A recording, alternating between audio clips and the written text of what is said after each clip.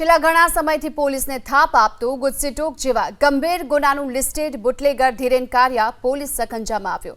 Junagadh crime બ્રાન્ચની ટીમે રાજસ્થાનના અજમેરથી ધીરેન કારિયાની ધરપકડ કરી।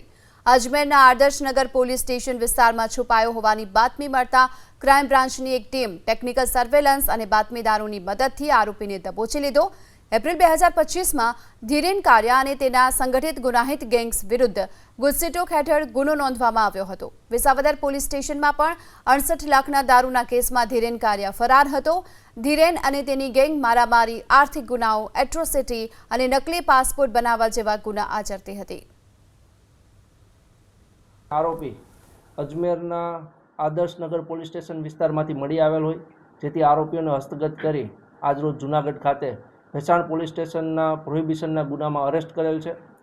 જે આ લિસ્ટેડ બુટલેગર ધીરેન કારિયા છે તે તથા તેની ગેંગ જે છે તે ટોટલ જૂનાગઢમાં અનેક ગુનાઓ પ્રોહિબિશનના કરેલા છે અને આ આરોપીઓ પંજાબ, હરિયાણા, રાજસ્થાન વગેરે જગ્યાઓથી જે પ્રોહિબિશનનો ભારતીય બનાવટનો વિદેશી દારૂ છે તે મંગાવી તથા તેમાં વહનમાં વપરાતા જે સાધનો હોય છે તેના રજિસ્ટ્રેશન નંબર તથા તેની વાહન પ્લેટના જે નંબર હોય છે તેમાં પણ ચેડા કરી અનેક ગુનાઓ આચરેલા છે।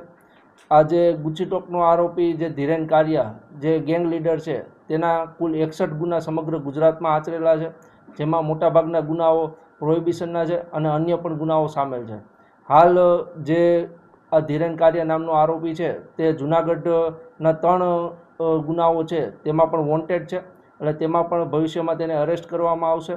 અને જૂનાગઢની જનતાને તથા અન્ય જનતાને એક નમ્ર અપીલ કરવા માગું છું કે ગુજસીટોકના તથા અન્ય કોઈ પણ ગુનેગાર જે હોય તેઓની સાથે તેઓ નાસ્તા ફરતા જ્યારે પોલીસ દ્વારા જાહેર કરવામાં આવે છે ત્યારે જાણતા કે અજાણતા આરોપીઓને કોઈ પણ પ્રકારે મદદ કરવી નહીં।